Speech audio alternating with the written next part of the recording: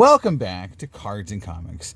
Today I have another 90s box break on my journey to try to open every 90s Major League Baseball product that was ever created, ever issued. And we're well more than 50 plus products into this thing. And today I have 1995 Topps Embossed. So let's give some facts about the set before we start. 140 card set. There is 6 packs. 24 packs, 6 cards a pack. So you shouldn't get a full set because in each pack is a Golden Idol foil card. So this is a very typical mid-90s product.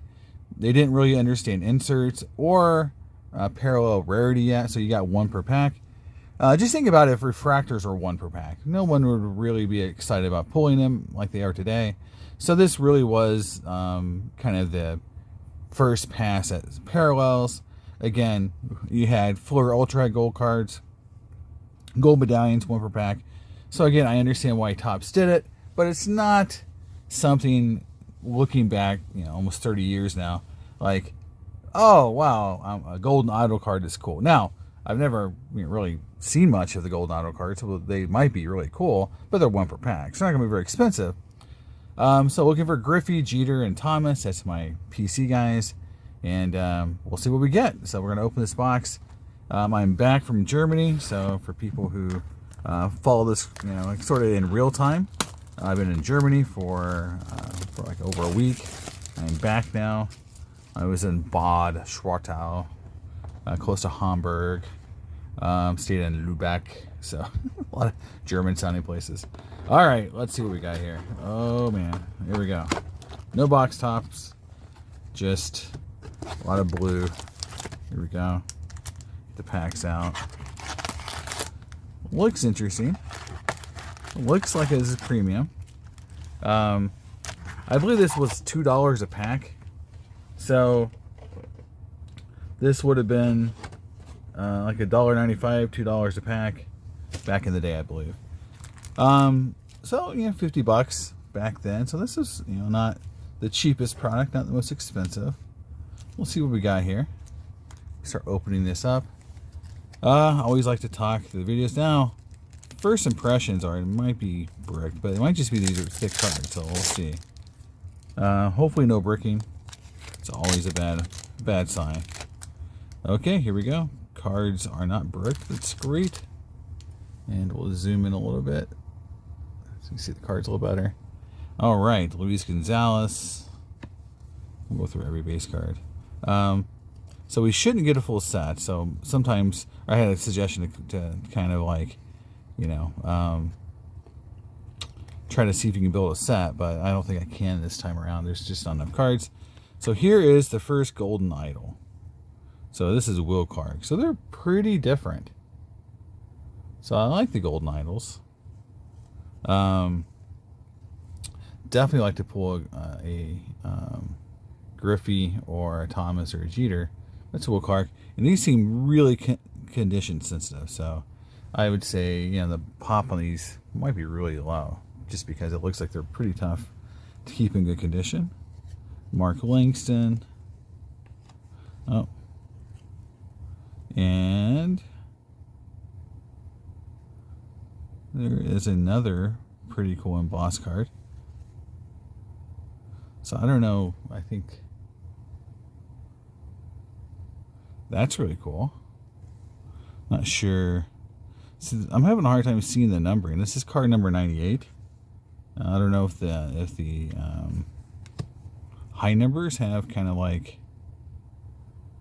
and I don't know if it says something in the background. These are really hard to read if they do have writing on them. No, it just says, it says Cy Young 1994. So this might be like a special card. I think this is like kind of a special card. Those are really cool. Like, I love that, how they did that. Now, just think if this was a little more rare. People might have really wanted to collect these cards in terms of, more value. They're so cool to collect. But, yeah, they're not as expensive as they could have been if they were a little more rare. Now, in PSA 10, they might be super duper rare. And, it's just a set that's been kind of forgotten. I would say this is like when I did UC3 and a bunch of those kind of lenticular products.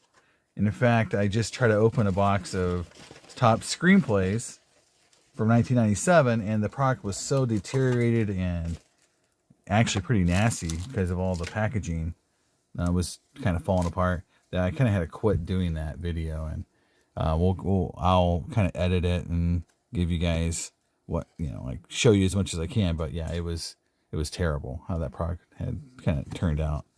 All right, Brett Boone, Golden Idol. The thing I like about it is that there's just not flat foil. You can see some of the color of the helmet still on the uniform through the foiling. So it's kind of a cool way they did it. So that's pretty neat. Paul O'Neill, sorry, get back in camera. A little stickiness, but not too bad. And just so I haven't really pointed out, they are embossed. Like they say. Remember, like 97 refractors use embossing. So here is embossing in 1995. You can see it on the back. And the thing that's cool about it is the player on the back is also embossed. It's not just the front photo that's embossed. The back is embossed as well, including some of the stats. So right here, the stat box is embossed. So it's like a lot of embossing on these cards. I actually would have preferred a colored border on these cards, actually. I think it would have offset the card a little bit better. But anyway, it's just my opinion. Todd's deal. So I don't know. All in all, I mean, this was a pretty cool set. Some cool technology. I think it's just technology that people don't care about like they do, today as much as they did probably back then. You gotta remember, this is like everyone was trying something new and trying to figure out what was going to stick. So refractors weren't, really, only a couple years in. So like, every year I think they were trying to come up with something new and cool. All right, here's Ozzie Smith, pretty cool Golden Idol. That's a cool one. It's hard to get these in the light perfect. It's a cool one. The Crime Dog. And then who is our award winner? Rookie of the Year, Sandy Alomar. So the award winner cards are very cool.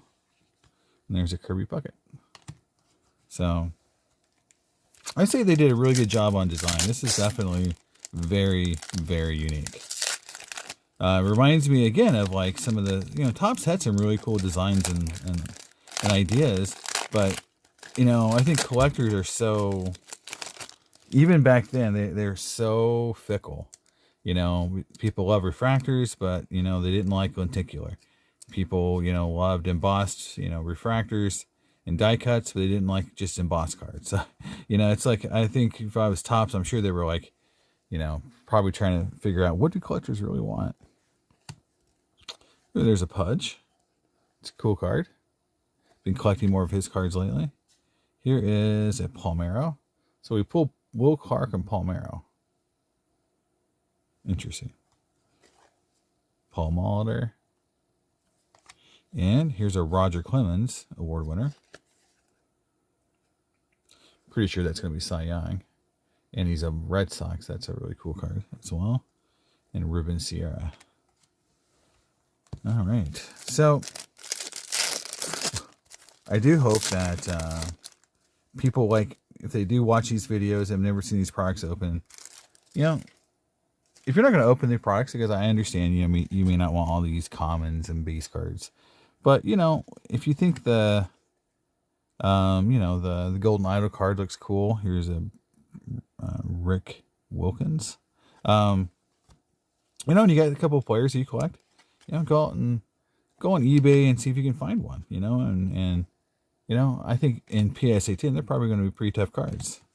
So, even these sets that are, super cheap and, not, very expensive, has some cool cards in them. And they're still fun to collect. And I think that's, I mentioned, on some of those, like on the UC3, and, so those cards are cool. Because some of them were nice. So not everything has to be David Need. He was supposed to be a huge rookie prospect. He never did anything. Never did anything. Brent Gates. And then here is, that's a cool looking Ricky. Yeah, these are really nice cards. Really nice. Just, I love that kind of box 3D effect. I mean, they did a really cool job with these cards. You got to give them credit. I mean, they were hustling, trying to make something look cool. I think Topps doesn't get as much credit for innovation as they should. I think Upper Deck was given tons and tons of credit for innovation, but Topps not quite as much. There's Tino Martinez, Sean Dunston. There's Pedro. This is when he still was as a Expo. There you go. Golden Idol Pedro. And then we've got Don Mattingly. And Don Mattingly in 1985 was MVP. Wow. Wow, I forgot about that, man.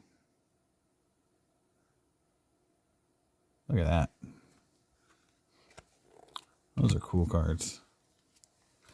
You just imagine if the whole set was like that. That would have been pretty awesome. To have a whole set and then have one of these per box.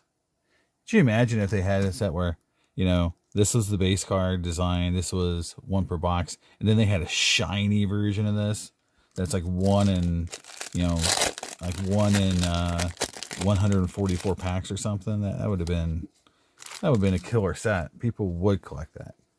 You know, like, or like have this be the base. This is one, you know, one per box, and then this version is like one in 4 boxes, and then you have a shiny version that's like one, you know, every 2 cases or something. Just super crazy. One in every 1,500 packs, like they did back when they had, you know, like Ionics has the whole graphics, you know, one in every 1,500 packs. Crazy stuff like that. I know this was way, way, way early in the whole insert game. I mean, the heck, you know, numbered out of 5,000 and 10,000 was still considered really rare in 1995. So I think I'm asking for a lot to have like that kind of a design thought, you know, of a rarity. Because, you know, looking back on it, we would have, you know, I think Topps would have, you know, designed it differently just to make it, you know, better for, you know, for us today. But back then, I mean, I think there wasn't, scarcity was so different back then. Because I think collectors still were coming from a mindset of, you know, building sets.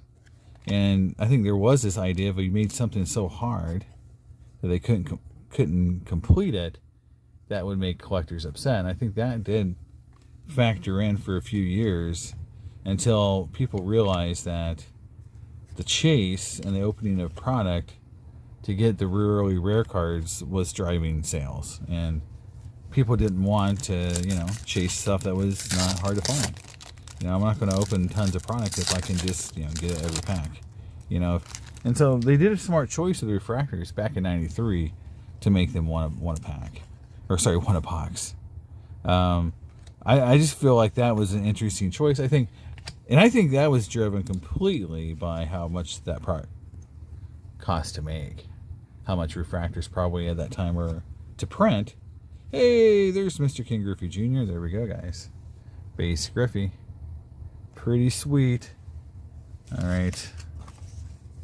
Let's put him in a sleeve. Put him in a little holder here. Oops, sorry.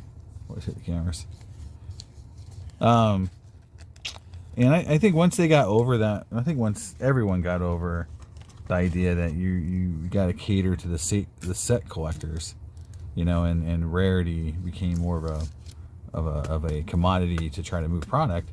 You know, I think the insert boom took way off. I think that was how we got, you know, all the crazy cool designs, and rarity was, they really understood that, hey, you know, like, we need to make these cards rare. And we need to make it where people want to open, you know, 30 boxes or whatever, you know, like we need to make this a chase. And if you think about it, even today, that is what we have. We we have everything pretty much. Let's put this here. You know, we have chase cards now, and it's, you know, it's always been that way since, you know, since that all, you know, since people kind of figured out that's what everyone wants. They want the chase card. So that's what happened to the modern, you know, the hobby took off. And I remember, like, you know, 1 per box inserts were just so expensive and cool, and people just went nuts. I mean, people just, you know, rarity and stuff that was actually hard to find was just so unique through that time period that, you know, and then eventually, you know, the 2000, yeah. Once 98, 99 rolled around, it became so more common that everything was, you know, so many short print and rare cards were out there. And then in the 2000s, it became kind of like not a thing anymore. I think the 2000s, especially, ooh, there's 2 of these in a pack. Look at that. We got Cal Ripken and Bob Hamlin. We got the hammer. That's 2 very different careers in one pack right there. Oh, and there's another one down here. There's 4. I realized. There's a Mike Piazza and Lou Whitaker. Oh, that's really cool. I like that card. The Mike Piazza. But yeah, like, you know, in the 2000s, I mean, obviously, the revolution was, you know, Bowman Chrome and Bowman Chrome rookies and rookie autos. Pre-rookie autos, pretty much. That was, I mean, you could say that was a more significant hobby impact than even inserts and refractors and parallels, right? I mean, inserts and parallels, you know, defined the 90s.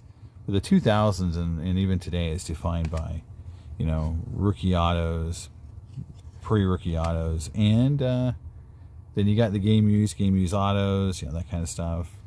In other sports, you got the RPA. So it's like, you know, the evolution of the hobby is constant, but, you know, there is some time periods, or there were just some, like, watershed moments. And 2001 Bowman Chrome is a massive hobby product, you know, like in terms of impact.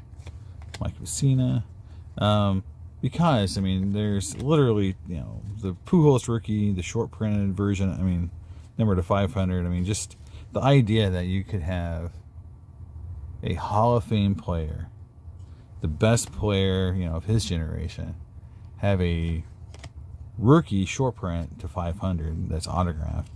It just blew people's minds. I just think, you know, because he was so good so quickly, and that card was just, you know, something that people just didn't really know what to do. I think it was a redemption too, so it's like, wasn't even live in the product. But yeah, like, that just, you know, that it just completely changed everyone's, you know, perception of what value was, because all of a sudden it's like, well, this, you know, die cut shiny card I have isn't a rookie auto, and so rookie autos, because they're rookie cards, are always going to be valuable because they're, you know, rookie cards, plus they have, you know, an autograph. So it's like people just were like, yeah, that's ooh, there's Frank Thomas. There we go. It's our shiny Frank Thomas right there. I do think people were like, you know, the insert craze died because people just said, well, you know, like a rookie patch auto or a rookie auto has intrinsic value beyond, you know, the fact that it's a cool looking card. Being a cool looking card, and being short printed, were, you know, valuable up until a point. And then once it became the next level, you know, the 2000s were kind of interesting because of that. I think, you know, I don't even see the nostalgia for the cards. I made a video about why, you know, there's so many cool insert sets and short printed cards from the 2000s that no one seems to care about. If they were a card made in 98 or 99, you'd see some of those cards worth a ton of money. But since it was issued in 2002 or 2003, it's like no one cares. Tony Phillips. We haven't had too many golden idols, for sure, to write home about. We did finally hit a award winner. There's Doug Drabeck.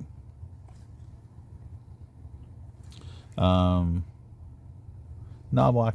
These are cool. We hit the Frank Thomas there, so, but we haven't hit too many nice golden idols yet. So maybe we'll hit something cool. But yeah, and if you're like, I'm a Griffey collector, and you can just see it. Randy Johnson, that 2000. I mean, with Johnson, with Griffey, he changed uniforms, right? He changed teams, and that's sort of the watershed moment. That's sort of like the line in the sand that some of these Griffey collectors have, including myself. I mean, I definitely, just like everyone else, want and will pay more for the original Mariner stuff. But Frank Thomas was with the White Sox in the 2000s. So in theory, like, his 2000, 2001, 2002, that kind of stuff is, still OG White Sox team, never, still with the original team. But, it just comparatively, stuff is just worth so much less, even if it's more short printed. And that's sort of how it is. And the one thing I will say about sports card collectors is once they've kind of determined what's expensive and what's not, there is really no change in anyone's minds. You might see some price fluctuations or some cards get popular. Let's say someone really puts it on Instagram and hypes it or something. You might see a set. I think holographics is a good example of that.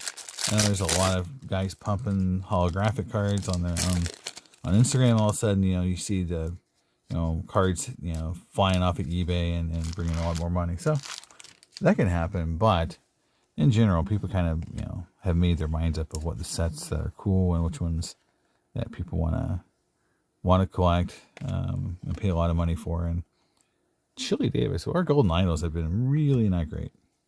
140 cards, so you're not going to get all good ones. Mr. Maddox. I got a really cool Maddox card coming in, guys. A really cool one. And this one is very damaged. So this one looks like it was creased right down the middle. Look at that. That one is not great. Bad.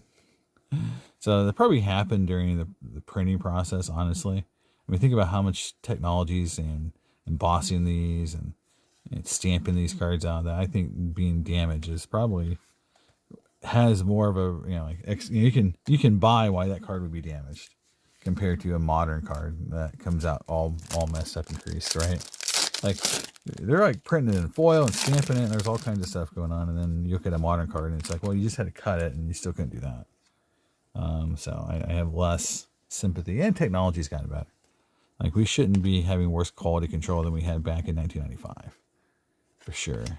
These cards are pretty good. Even the really tough cards, like the Golden Idols, I mean, they're not in terrible shape.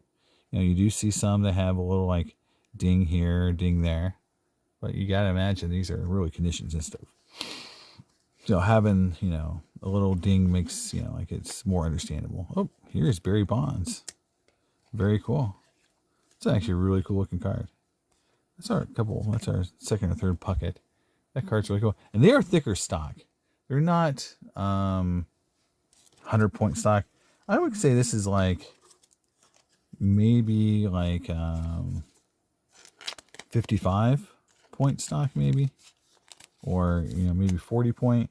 It's definitely not the standard paper. So they fit in a standard top loader, but they definitely a little tighter than a normal card. So we got the Barry Bonds. So we're doing pretty good. I mean, we haven't hit any insert Griffeys yet, or Thomas, but we got some cool base cards, and we'll see if we get something cool in these last couple packs. But this has been a fun product. I mean, it's a good looking product. I mean, I honestly, I've opened a ton of 90s products, like some of the early Fleer sets. I mean, I think 95 Fleer is pretty ugly. I think 95 flare.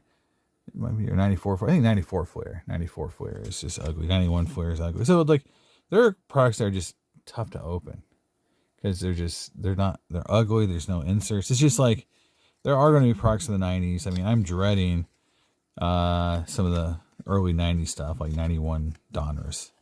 You know, like 92 Donners. I just don't want to open those products. The horror, I remember opening them back in the day. I'll probably try to do something fun with those products to make it easier to open. Try to make a game out of them because they're just not going to be the most interesting products. So I got to do something. Here's another damaged card, so I'll show that to you guys. So there is some QC issues here with this product. This is our second damaged card in a little bit. Let's see if I can show it to you. So here's Moses Alou. This is one of the ones that's the least goldy. The color on this card's coming through a lot more. Moses Alou. All right, so this next card is pretty damaged. It's Dante Bichette. And if you look on the back, you can see, hold on.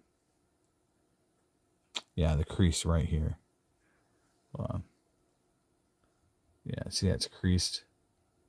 I mean, it's almost bent in half. And on the front, it's hard to see the way it's bent. Yeah, but I mean, you can see right there. Like there's a crease here. It's a crease in two places, right here, right here. You can see that crease on the back. It goes here, and there's one right here too. So this card was caught in the machine and just crimped all to heck. Ooh, a Bagwell. And a move on. Okay, a couple more packs, and then we're done with this product. 95 Embossed. I mean, you know, this is definitely a product I wouldn't, you know, buy multiple packs or boxes of. But I'm glad I opened it because I never opened this back in the day. You know, this is definitely a product I missed. And Brady Anderson. Cool. So it's fun to go back and open up and see cards that you never really got a chance to experience or open. David Justice. And Gary Sheffield. And it makes me want to get the Golden Idol, Griffey, and Thomas. Just so I have it in my collection. Because I'm like, oh, well, they are pretty, you know. You're going to have to open, what is it, 6 boxes to get a shot at one. I mean, to guarantee, theoretically, if it's perfectly collated, to get a shot. So that's, I mean, I guess if you look at it that way, you know, you're only getting 24 Golden Idols in a box. There's 140 in the set. So the odds are not great you're going to pull any one card. There's a Mark Langston. And we've done kind of crappy, honestly, on our Golden Idols. We'll try to figure out which one is the best. Last pack. Can we get something cool in the Golden Idol slot? Can we pull something worth more than $1? We'll see. I'm not even sure the Griffey is worth more than $1. It's got to be. Pedro Buhner, Paul Molitor. That's a Hall of Famer. That's definitely bearing some. Let's see. The Shields. Mondesi. And base Ozzie Smith. All right. So let's go through the Golden Idols that we pulled. Just to see who we have. Because I'm trying to go back. Got Paul Molitor, Mark Langston, Brady Anderson, Moses Alou, Jose Valentin, Ryan Thompson, Chili Davis, Rod Beck, Charles Nagy, Tony Phillips, Bobby Munoz, Ryan Klesko, Mo Vaughn, Gary Sheffield, Tom Pagnozzi, Hal Morris, Jeff Montgomery, Pedro Martinez, David Nin, Rick Wilkins, Rafael Palmeiro, Ozzie Smith, Brett Boone, and Will Clark. So we only pulled 3 Hall of Famers out of the 24. We have Paul Molitor, Ozzie Smith, and Pedro Martinez is our only Hall of Fame player. So 3 out of the 24 were Hall of Famers. The rest were pretty much just commons. I mean, you could argue Will Clark or Palmeiro aren't theoretically commons, but anyway. And then on the, let's say, award, we hit the Bonds and Bagwell and Maddox. So, since these are the best of the best, there's more good players, but these are basically just, subset cards, not true inserts. There's Mike Piazza. So these are really cool. Cal Ripken. They're really nice. As far as and we did hit the Bonds, the Frank Thomas, and a Griffey base. But no Frank Thomas base, no Griffey award winner card, no Griffey or Thomas or Jeter, idol. So it's kind of a bummer box, but it is, this is kind of the reality of cards from the 90s, what you're normally going to get. So got a few cards though for the PC, and cool looking cards. I don't think I'd open another box. I think overall rating on something like this, again, since there's no real chase and the cards themselves aren't, I would consider them to be, well done, but not overly, impressive. I would give this a solid C+. It's not the worst set by far, by any means, but it just doesn't have a lot of pizzazz. Even the Golden Idols look okay, but they also look like old action pack cards from the day too, so they're not that innovative. And if they were shiny, I think I would give them a much higher rating. So there it is. That's my box of 95 Topps Embossed. Let me know in the comments what you think. Do you remember this set? Did you collect it? Do you think it was a cool looking set? Let me know in the comments. I'll see you next time on Cards and Comics. Bye.